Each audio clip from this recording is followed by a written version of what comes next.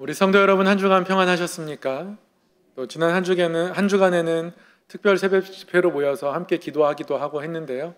우리의 삶의 매 순간순간이 하나님의 그 길을 바라보고 그 길을 따라 살아갈 수 있는 믿음의 걸음 되기를 소망합니다. 오늘은 그의 마음을 돌려라는 제목으로 함께 말씀을 나누도록 하겠습니다. 얼마 전 차를 타고 약속이 있어서 양화대교를 건너서 합정동으로 향하고 있었습니다. 신호를 대기하고 있다가 문득 왼쪽을 바라보니 낡은 빨간색 벽돌 건물 하나가 들어왔습니다. 그 건물에는 커다란 간판이 걸려 있었는데요. 그 간판에 이렇게 쓰여 있었습니다. 고해성사.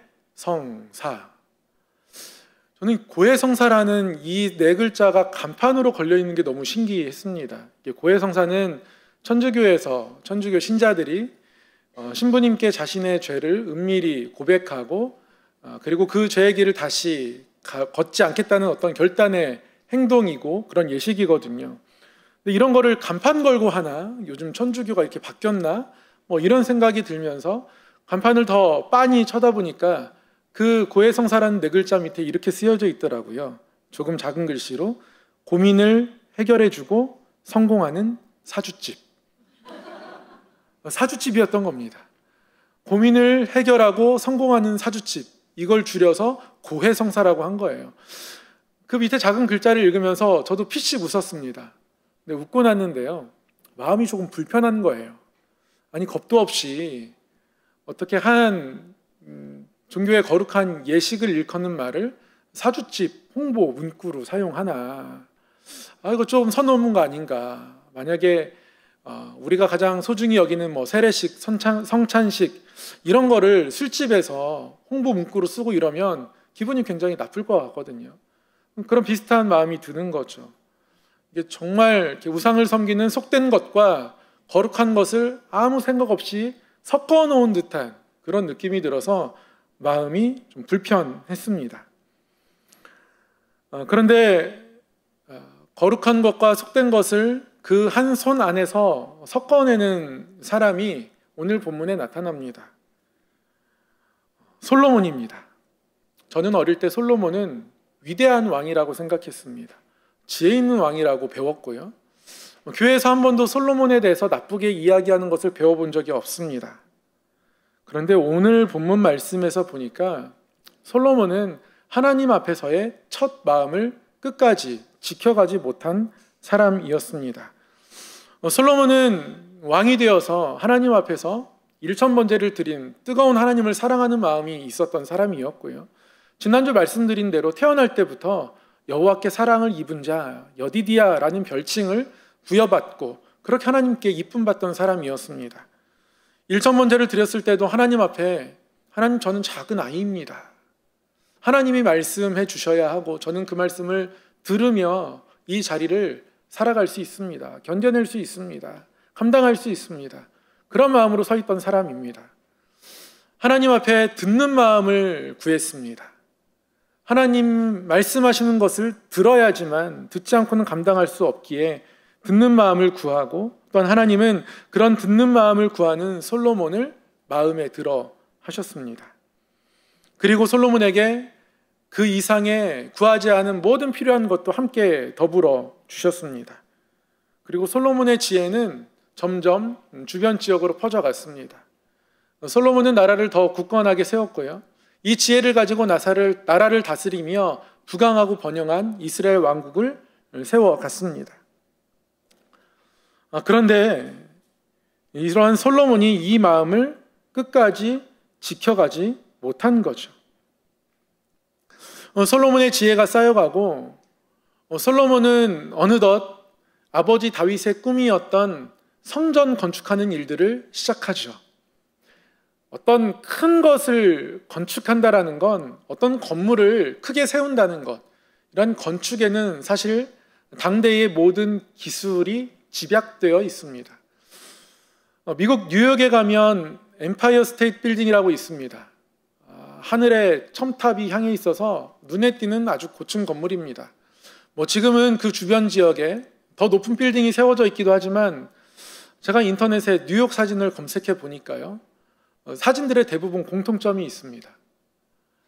고층 건물을 찍은 사진들의 공통점은 그 엠파이어 스테이트 빌딩이 가운데 있더라고요. 가장 높은 빌딩은 아니어도 가장 중심이 되는 빌딩인 겁니다.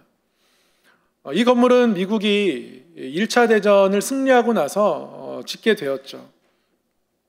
1차 대전을 승리하고 나서 미국은 세계의 강대국으로 올라섰습니다. 이제 세계의 강호는 더 이상 영국과 프랑스가 아니라 미국이 되었습니다.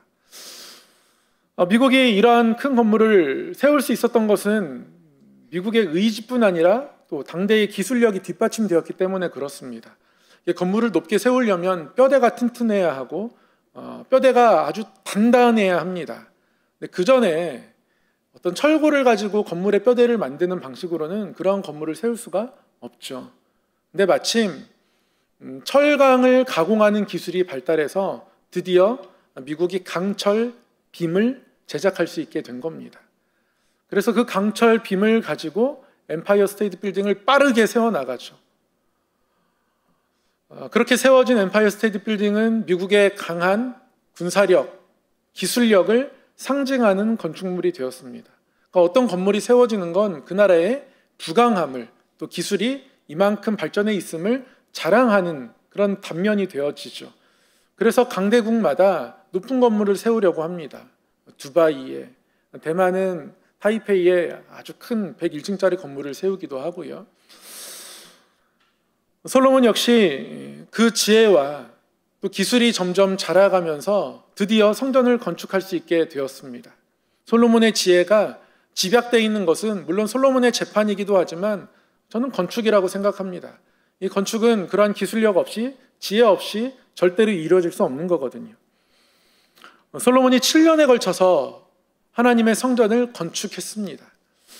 성전이 건축되는 동안 하나님이 얼마나 기뻐하셨는지 모릅니다. 하나님이 성전을 기뻐하셨기에 솔로몬에게 여러분 뭐라고 얘기했는지 아십니까? 나의 이름을 영원토록 이곳에 두겠다. 나의 눈길과 나의 마음이 항상 이곳에 있을 것이다.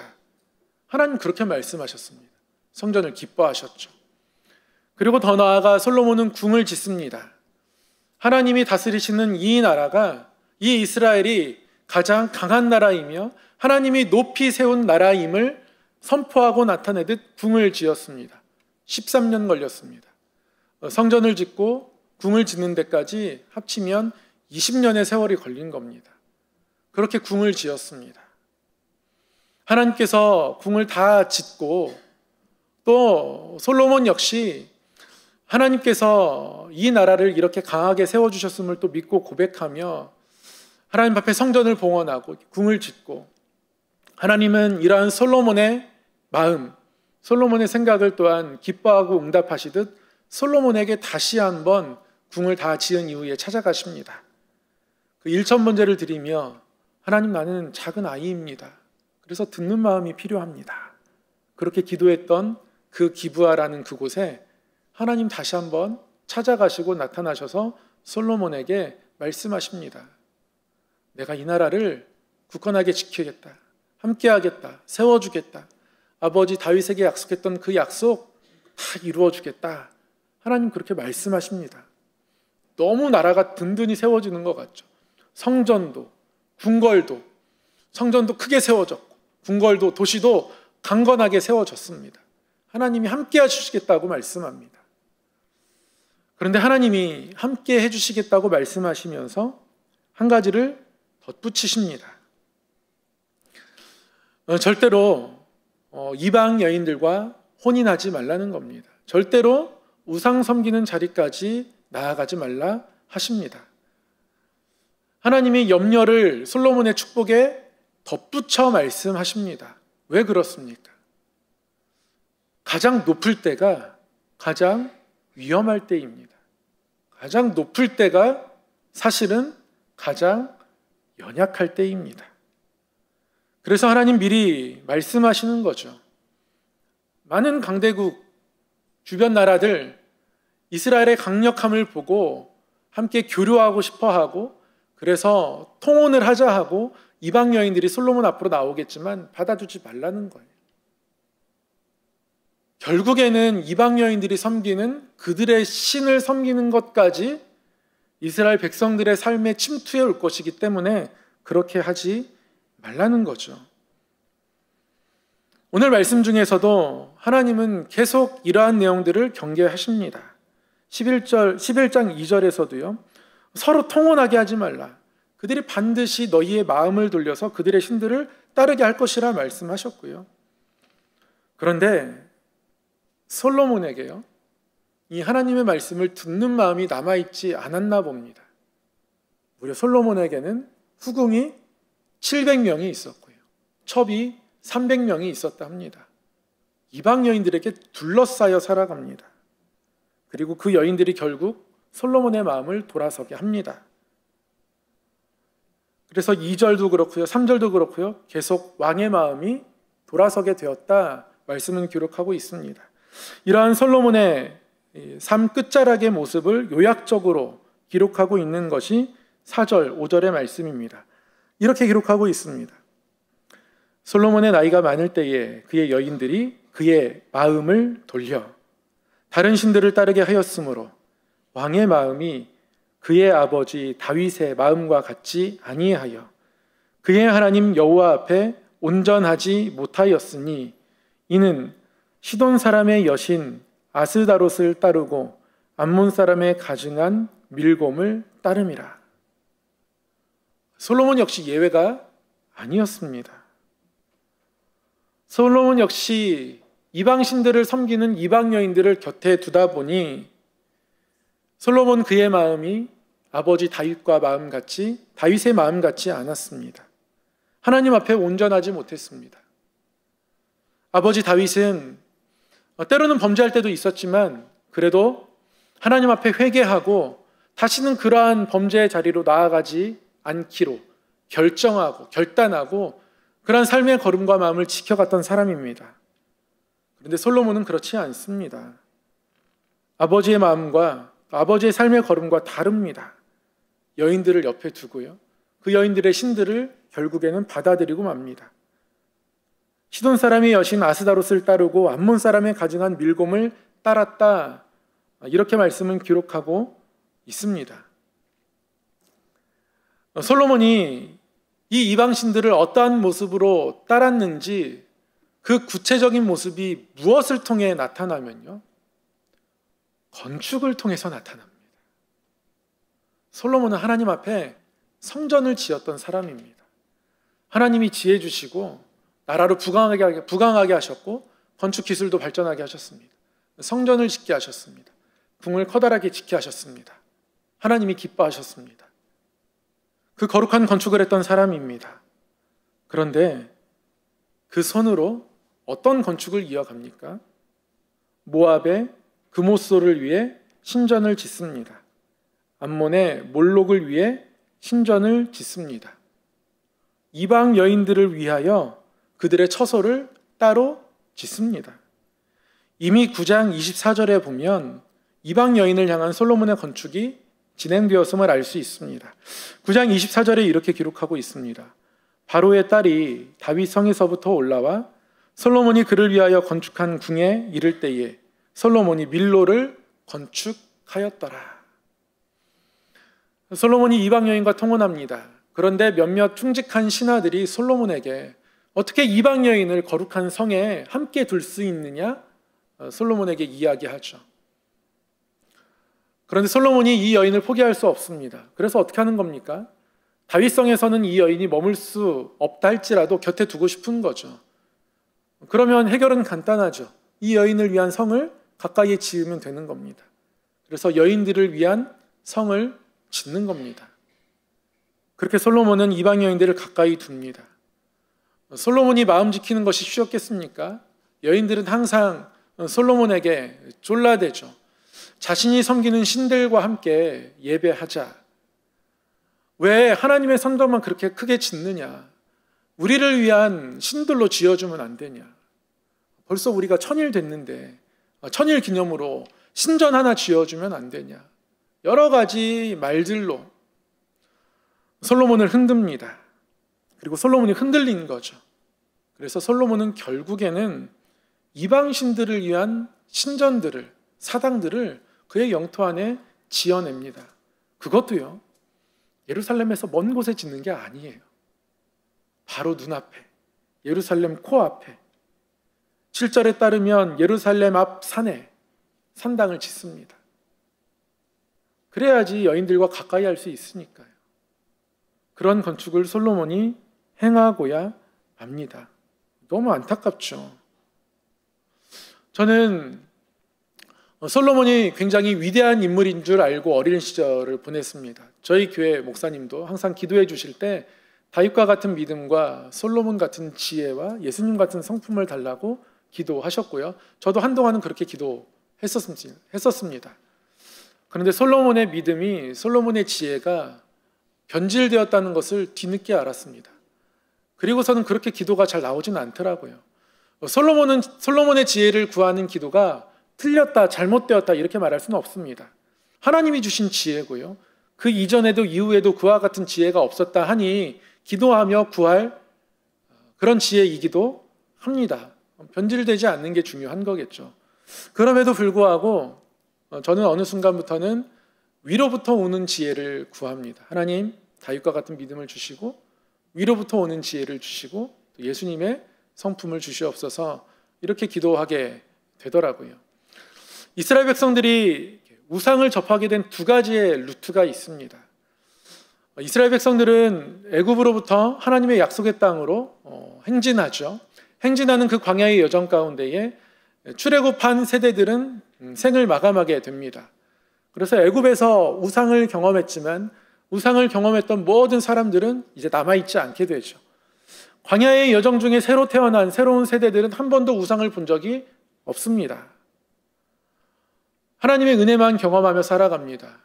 하늘에서 내려오는 양식, 구름기둥, 불기둥, 이렇게 하나님의 은혜만을 바라보고 구하며 살아가게 되죠. 그런데 이러한 이스라엘 백성들이 가나안 땅에 들어갔더니 거기서 정착하며 농사를 짓다 보니 앞서 정착한 토착민들이 농사를 지으며 이 농사를 잘 짓기 위해서는 바알과 아세라를 섬겨야 합니다. 그렇게 다시 한번 우상을 받아들이게 되죠. 그래서 가나안 토착민들을 통해서 우상을 받아들이게 됩니다. 또 한 가지, 두 번째 루트가 바로 솔로몬입니다. 솔로몬이 이방 여인들과 결혼하면서 그녀들을 위한 신전은 이스라엘 땅에 지어줍니다. 그래서 이스라엘 백성들이 우상을 더욱더 가까이 하게 됩니다. 쉽게 우상을 접할 수 있게 됩니다. 곳곳에 이방 여인들을 위한 처소와 곳곳마다 이방 여인들이 사랑하고 섬기는 그들의 신들을 위한 산당들과 신전들이 지어지기 시작합니다. 대부분 장점이 단점으로 작용하는 경우들이 많죠. 말을 잘하는 사람들은 말 때문에 실수합니다. 그게 단점이 되죠. 순발력이 좋은 사람들은 그 순발력 때문에 위기를 모면할 때도 있지만 어느 때에는 너무 성급하게 행동하다가 실수를 하게 됩니다. 장점이 곧 단점이 되는 경우가 참 많습니다. 솔로몬에게 하나님 지혜를 주셨고 또 그 지혜를 가지고 백성들을 재판하고 또 성전과 궁을 건축하게 하셨습니다. 근데 이게 솔로몬에게 단점이 됩니다. 하나님을 건축했던 이 손으로 더 이상 하나님을 듣지 않고 이방 여인들의 말을 들으며 신전을 지어내게 됩니다. 솔로몬은 더 이상 하나님을 듣는 마음을 가진 하나님 앞에 서 있는 여디디아가 아닙니다. 솔로몬은 이방 여인을 사랑하는 이방 여인들에 둘러싸여 있는 하나님께로부터 마음을 돌린 사람, 하나님을 등지고 있는 사람일 뿐입니다. 사랑하는 성도 여러분, 우리 또한 예외가 아닙니다. 우리가 높아졌을 때 우리가 가장 연약하다는 사실을 기억해야 합니다. 하나님으로부터 듣는 마음을 잊어버리면 우리는 세상에 금방 물들어 갑니다. 더군다나 현대사회는 듣는 것을 잘 하지 못하는 사회가 되어버렸습니다. 한 연구에 따르면 사람이 24시간 동안 접하는 정보의 양이 신문 2190페이지 정도의 분량이라고 합니다. 젊으면 젊을수록 인터넷을 끼고 살아갑니다. 숨쉬듯 인터넷 합니다. 핸드폰에 온 시선이 고정되어 있습니다. 하루에 가장 많은 시간을 할애하는 것이 스마트폰입니다. 그래서 스마트폰을 땅에 떼어놓을 수가 없습니다. 태어날 때부터 그것을 가지고 놀며 자란 세대들도 있습니다. 그래서 오죽하면 인간을 호모 모빌리쿠스, 모바일을 놓지 않고 살아갈 수 없는 인간이라 이렇게 이야기하기도 합니다. 근데 이렇게 인터넷에 노출되어 있다 보면요, 참 신기한 건 이 핸드폰이 내가 좋아하는 이야기만, 내가 관심 있는 것만 잘 분별해서 다 가져다 줍니다. 내 귀에 달콤한 이야기들로, 내 눈에 달콤한 정보들로 내 핸드폰을 다 채워줍니다. 핸드폰을 통해서 우리가 뭔가 정보를 접할 때 우리가 다양한 이야기를 듣는 것 같지만 사실은 내가 원하는 것만 듣고 있는 겁니다.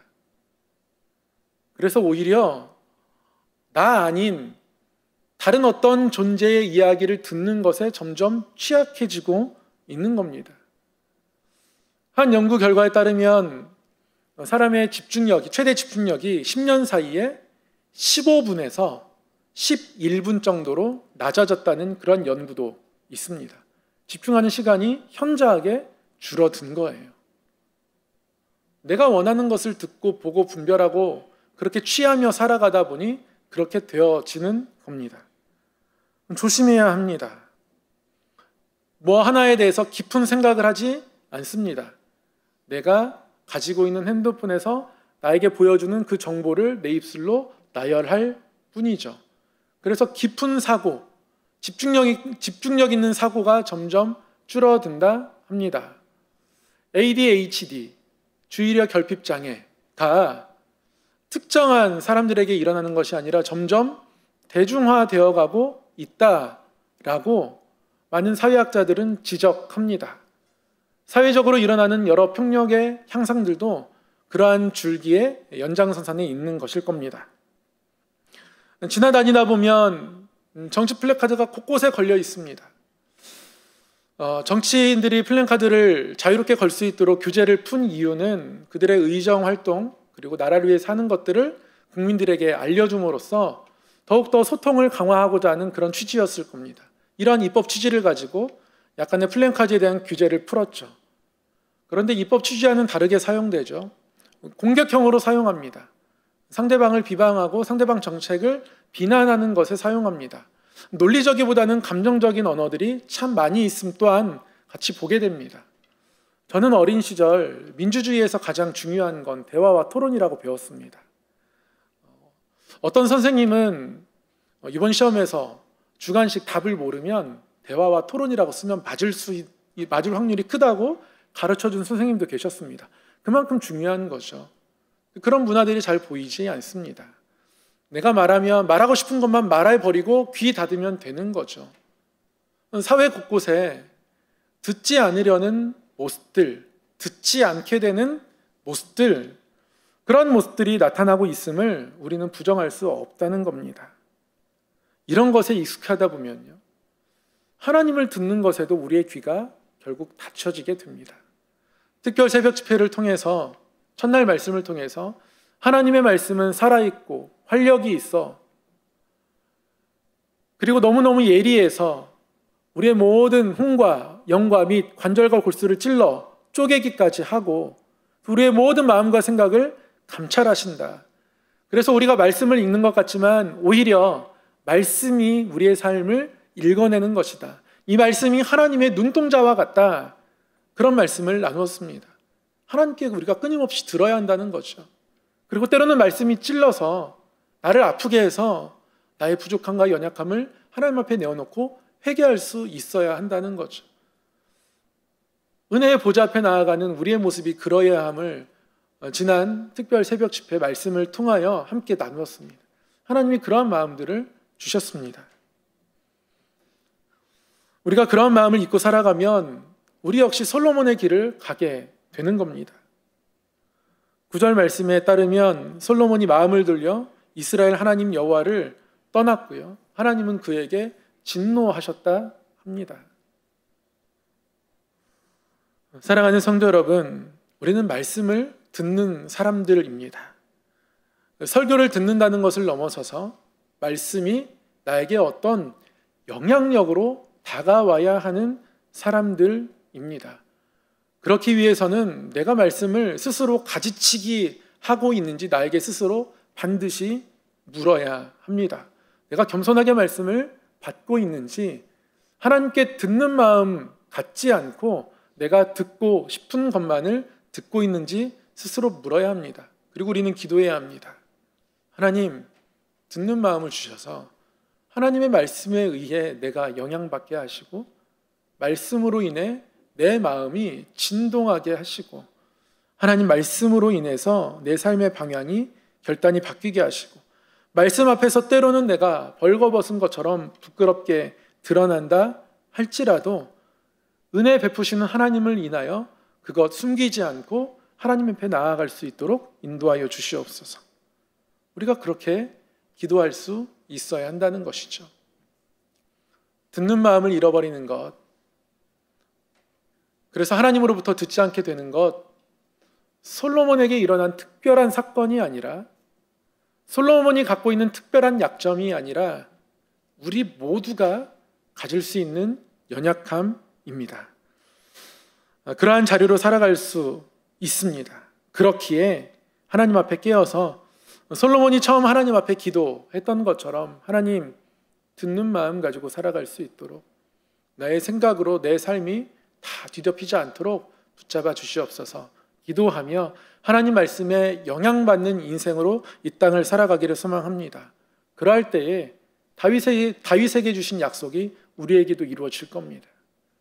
내 앞에 신실한, 하나님 앞에 온전하게 하나님께 들으며 하나님과 동행하고 하나님 마음에 합한 다윗을 견고하게 세우듯, 우리의 마음이 하나님을 향하여 있을 때 하나님이 우리의 삶을 또한 견고하게 세워주실 줄 믿습니다. 기도하겠습니다.